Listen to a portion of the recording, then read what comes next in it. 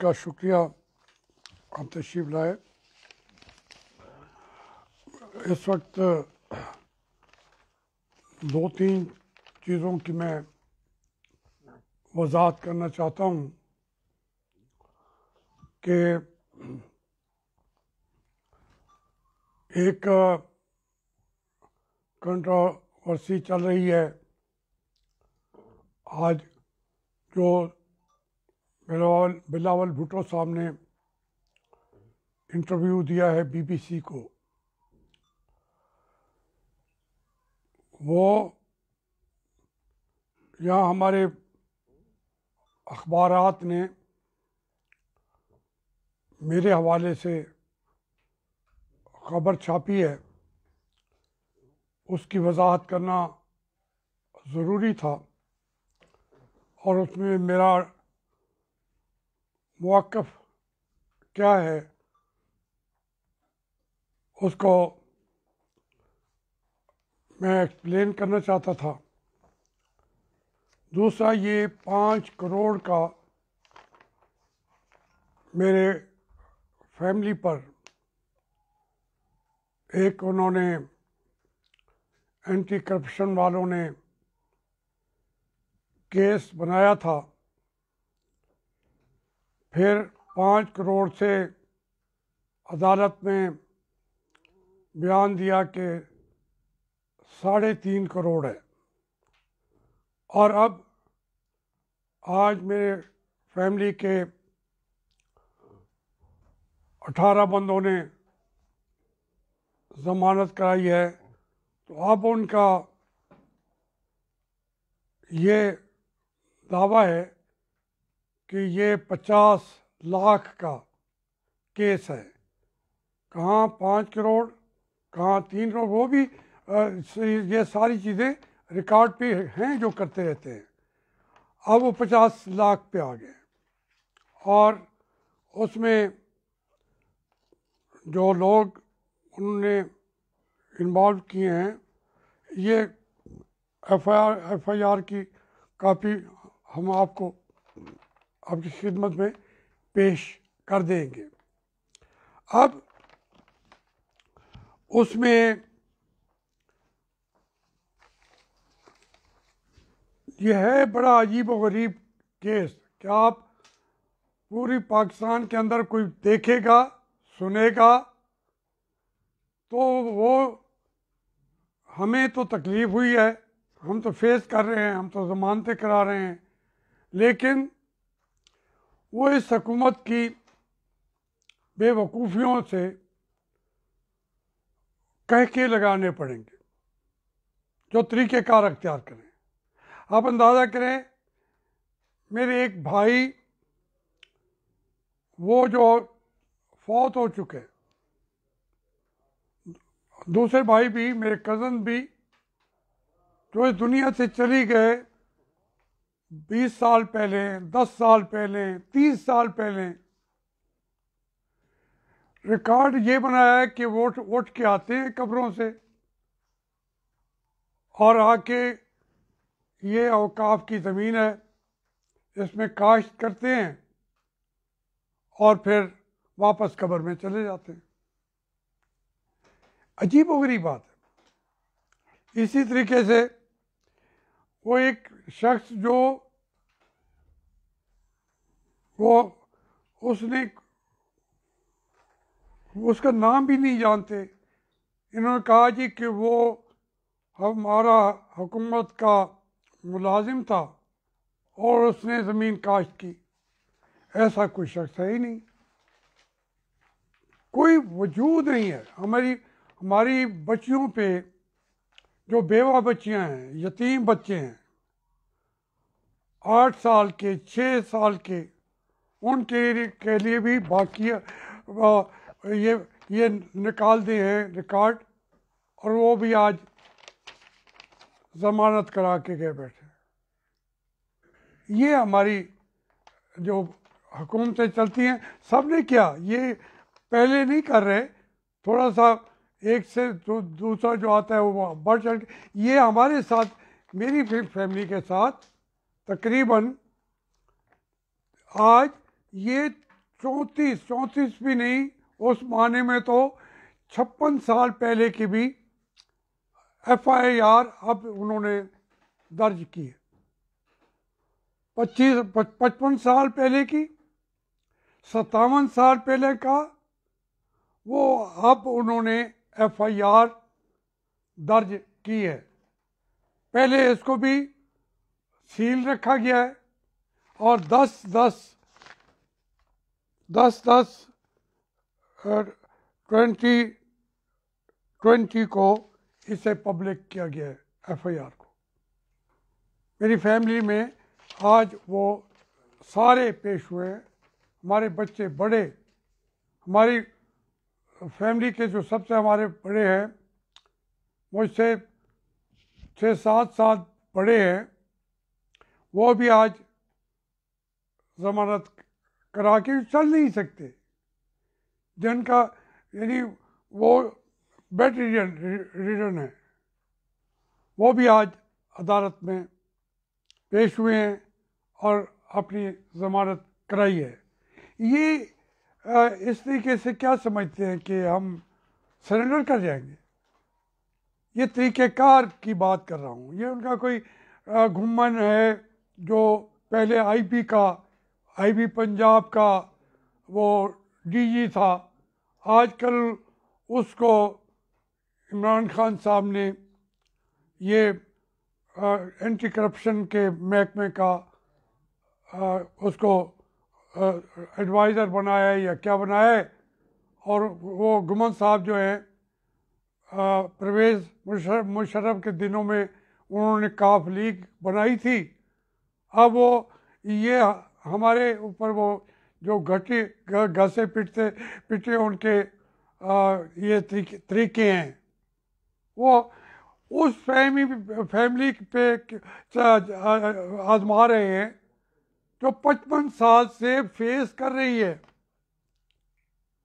तो ये मैं एक इसलिए क्योंकि ये उनकी डॉक्यूमेंट है, हमारी नहीं है। पहले 3 करोड़ का जाके स्टेट में वहाँ अदालत में उन्होंने बयान दिया है। अब कहते नहीं वो 5 करोड़ नहीं थे, वो 3-3.5 करोड़ तो खैर वो तो वहाँ पे स्टेटमेंट मौजूद है। एक अदालत में कहा 3.5 करोड़, यहाँ कह रहे हैं 50 करोड़। और फिर उसके अंदर भी आपको बता रहा हूँ कि एक हमारी जो ख़वातीन थी उनके ऊपर भी 1200, अब वो उसके बदले में हमारी तमाम जायदाद हमने वो रख दिए, उनको अदालत के सामने कागजात सरेंडर कर दिए, फिर भी वो गिरफ्तार करना चाहते हैं। तो ये एक पहलू तो ये था। और जो दूसरा पहलू था वो ये कि ये हमारे अखबारात की भी ये दुनिया है। ये दुनिया में ये यू टर्न से आसिफ जरदारी का बयान यहाँ सामने आ चुका। कौन कह रहा है? मैंने तो कहा नहीं, तो फिर किसने कहा है? ना मेरा लिखा हुआ है कि यू टर्न से आसिफ जरदारी का बयान यहाँ सामने आ चुका और PDM इत्तेहाद खतरे में है। फजलुर रहमान बैकडोर पॉलिसी पर अमल पैरा है। अब मुझे बताएं, फजलुर रहमान खड़े हैं जाके अयाज सादिक के पास भी, वो कहते हैं आप डट जाए, मैं आपके साथ खड़ा हूँ। उनकी पार्टी के अंदर भी कुछ बातें कुछ लोगों ने कही हैं, मैं नहीं कहता कि वो गलत कही हैं। पीपल्स पार्टी का जो बिलावल भुट्टो है या मरीम नवाज़ है, ये अजीब इत्तेफाक है। मैं जो वरासत की सियासत होती है मैं उसमें बिलीव नहीं करता, लेकिन जिनके बच्चे आए हैं, जेलों में जाने के लिए तैयार हैं और सही सियासत अपनी करते जा रहे हैं, कोई गलतियां करते सीखते जाएंगे। हमारा और कौन सा अदारा इस मुल्क में सीखने के लिए दिया गया है? असम्बली आप तोड़ देते हैं, वज़ीर आज़म घरों को भेज देते हैं, तो फिर कहाँ से और क़यादत निकले? मैं तो खुश हुआ हूँ जो उसने BBC को इंटरव्यू दिया है, वो बड़ा ही मैं समझता हूँ कि क्लासिक है, क्लासिक। इससे बढ़कर कोई अपनी पार्टी के मौक़िफ़ को बयान ही नहीं कर सका जो वहाँ बिलावल भुट्टो ने किया है। अपनी पार्टी का मौक़िफ़ भी क्लियर किया है, नवाज शरीफ का एहतराम किया है, और एहतराम को आखिर दम तक उन्होंने बरकरार रखा है बिलावल भुट्टो ने। बिल्कुल हमारा मौक़िफ़ जो है इससे कहीं ज़्यादा हमारा से आ रहे हैं 3 नस्लों से। अगर मियाँ साहब ने कहा है तो वो गलत कैसे कह सकते हैं? ये कह रहा हो 3 दफ़ा वज़ीर आज़म रहे हैं, तो ये बातें इस पीपल्स पार्टी को और इस PDM को, इनको लड़ाने की कोशिश मौलाना फजलुर रहमान का, मैं तो समझता हूँ वो जितनी हिम्मत थी, तो वो बाद में मौलाना फजलुर रहमान आ गए। मौलाना फजलुर रहमान साहब ने उसको बैठो जी, तो उन्होंने मौलाना फजलुर रहमान ने उसकी और ज़्यादा उसको बढ़ाया। मुस्लिम लीग नून जो है ये तो उनके कहने पे फिर ये मैदान में आए और फिर उसके 26 नुकात पूरे हो गए। उससे कौन पीछे हट रहा है?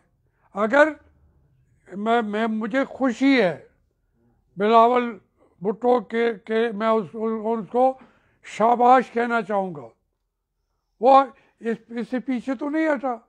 अब मरियम जो हैं, मरियम नवाज़ जो हैं, वो अभी तो उनको 2 साल से सियासत में आने का मौका दिया है उनके वालिदैन ने। कोई बच्चे तो वो भी नहीं हैं, लेकिन कोई एक आध गलती होना ना होना उसके ऊपर आपने एक पूरा बयानिया बनाते हैं, और फिर मीडिया बेचारा जो है वो पहले ही अंडर प्रेशर है, उनसे फिर आप बैठ के बातें कराते हैं और कहते हैं जी आप लड़ नहीं पड़े। भाई जो हमारा मीडिया है उनका तो हक है कि वो हमें इस तरीके के क्वेश्चन करें ताकि हम उनको वजाहत कर सकें।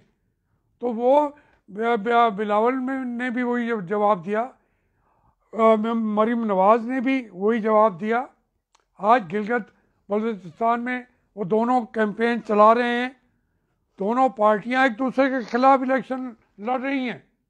तो क्या कोई ये तासुर पैदा हो रहा है कि दोनों पार्टियां एक दूसरे के खिलाफ लड़ रही हैं?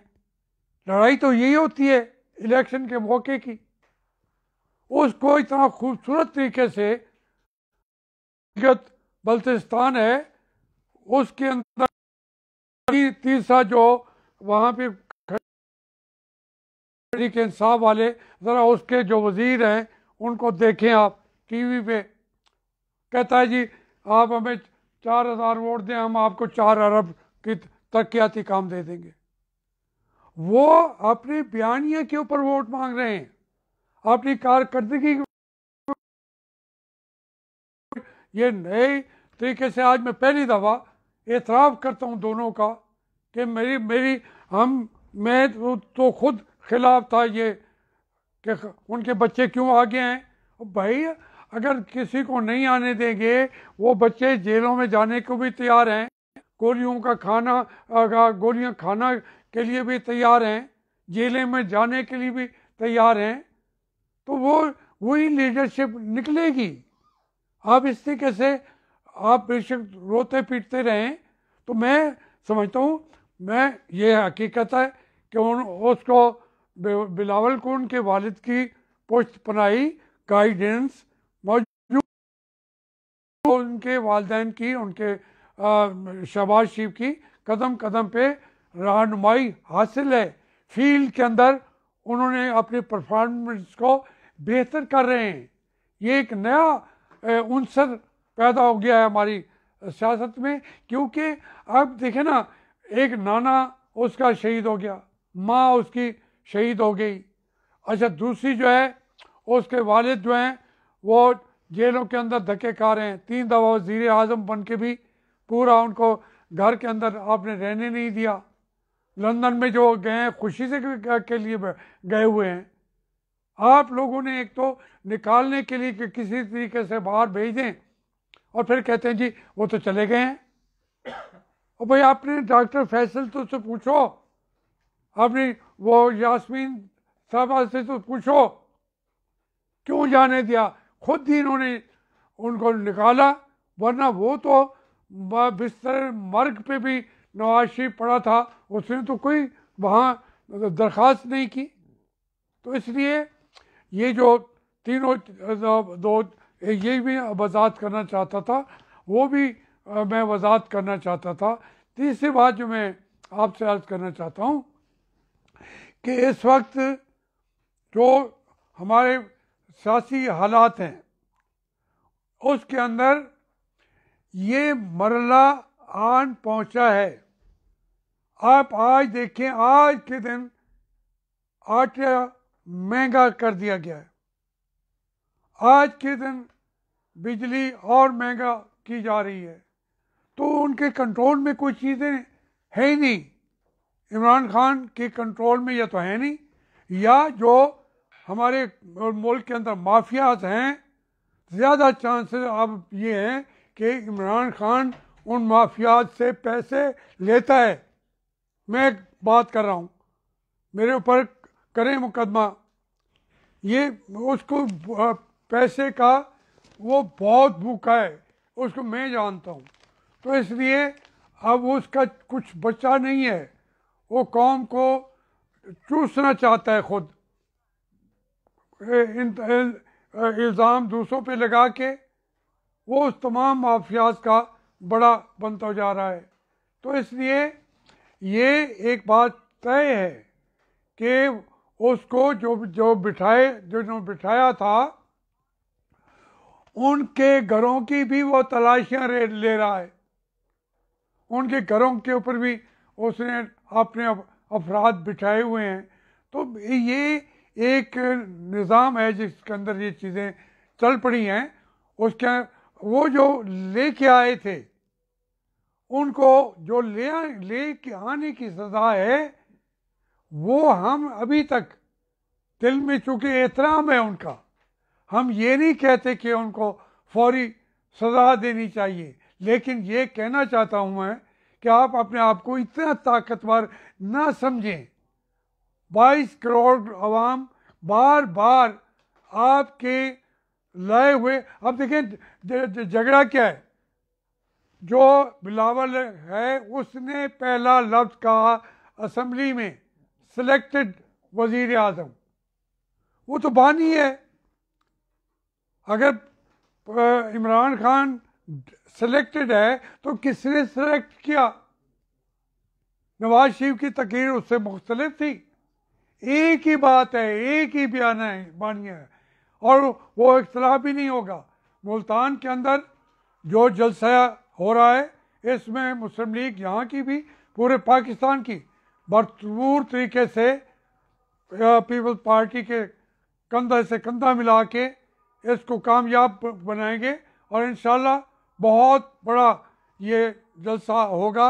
बल्कि तारीखी तौर पर ये पूरा इतना बड़ा जलसा कभी मुल्तान की तारीख में हुआ भी नहीं होगा। इतने लोगों के अंदर जज्बा है, वो आ रहे हैं और बड़े ज़ोर शोर से आ रहे हैं। मैं भी उनको भी अपील करता हूँ कि सारे मुस्लिम लीगी पीपल्स पार्टी वाले, मैं यहाँ पे मौलाना फजल रहमान साहब का असर है मुल्तान के अंदर, उनका कोई लोग समझते नहीं है। मुल्तान में तीसरा हिस्सा तो मौलाना फजल रहमान का है, MNA उसका यहाँ से नहीं बढ़ता, वो अलग बात है। तो लेकिन यहाँ तीसरा हिस्सा है, और जनूबी पंजाब में जितना बड़ा उसका एक्टिव है, जो वर्कर है, जो उसका तालिब इल्म है, वो जितना जो बड़ी जंग वो यहाँ पे वो लड़ रहा है मौलाना फजल रहमान, वो एक तारीखी जंग लड़ रहा है। तो इसलिए मैं तो सबको जो जमहूरियत के लिए आगे आ रहे हैं तो उनको सबको मैं अप्रिशिएट करता हूँ, खुश आमदेद कहता हूँ। और बाकी मामलात कौन कहाँ का तय कर रहा है ये मैं तफसील से आपको बताता रहता हूँ कि अब जो असल लोग लेके आए थे उन्हें जाना पड़ेगा। बस यही बात नहीं थी, कोई और रहती है तो मुझसे। नवीद साहब, नवीद शाह। नहीं मैंने महंगाई को जरा बोल ले जी। वो देखिए जी, महंगाई का ये इशू अब थोड़ा सा सर इसमें जहांगीर तरीन साहब की वापसी थी साथ ही मैं अर्ज करता हूँ। देखें, जो महंगाई का इशू है, ये इशू इमरान साहब खान ने समझाया कि ये अवाम का इशू है, मेरा इशू नहीं है। वो इस इशू पे बात ही नहीं करता।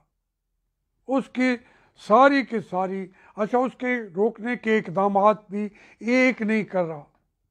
जो मुस्लिम लीग पे इल्ज़ाम लगा रहे थे LNG का, अब उसके अंदर 9 अरब या तकरीबन 15 अरब रुपया ज़्यादा दे रहे हैं उसके ऊपर। गंदम का सिकंडर देख लें कि वो आम आदमी बेचारा तो कहते हैं, जब कहते हैं देखते हैं कि 5 अरब रुपया ये अभी जो गंदम मनवाई है रिकॉर्ड पे आ चुका है कि ये सारा पैसा जो है वो बाहर चला गया और वो गरीब किसान की जेब में नहीं गया। और जो आपके किसानों के साथ हो रहा है, किस बात पे हो रहा है? वो कह रहे हैं भाई इसके ये जो पैसे तुमने अपनी गलती की वजह से रूस के किसान को दिए हैं,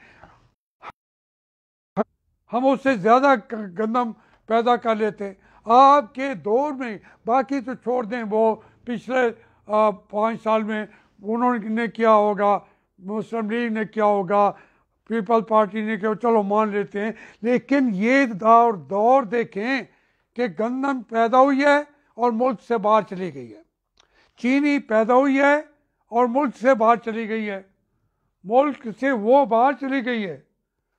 तनवीर अपना तरीन साहब मुल्क के अंदर आ गए हैं, हम तो उनको भी खुश आमदेद कहते कि आ गए हैं।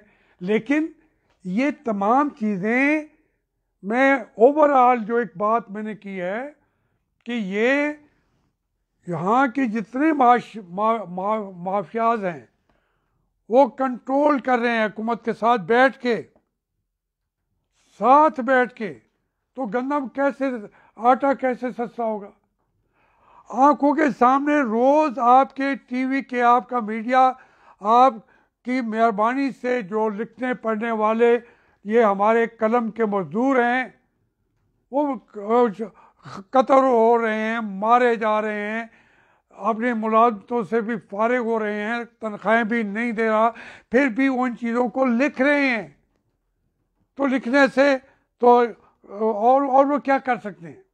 मीडिया जोर लगा चुका है, अपोजिशन जोर लगा चुकी है, किसान बेचारा शहीद हो गया लंगड़ियाल, ये कल की बात है। कभी ऐसा हुआ था किसानों के ऊपर? कभी ये वो मलिक अनवर के साथ ही, चौधरी अनवर के साथ ही बैठा था।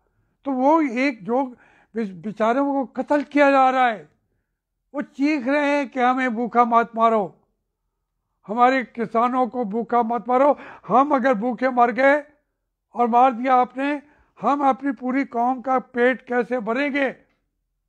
तुम किसानों का, अमेरिका का लोगों का, वहाँ देखिए ना, ये तीनों चारों चीज़ें हैं, पेट्रोल है या आपका डीजल है या आपका LNG है या आपका ये गंदम है, चीनी है, कोई गिने तो सही कि जिस चीज़ को इन्होंने इसी दौर में 55 रुपए से या 52 रुपए से 1,10,000 रुपए एक किलो का मन की बात नहीं है, कर दिया है।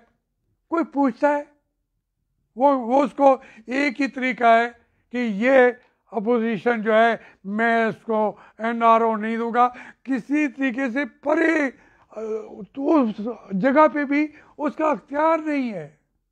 वो कहता है इसी तरीके से मैं कौम को बेवकूफ़ बना सकता हूँ, नहीं ये बेवकूफ़, उसके दिन गिने जा चुके हैं।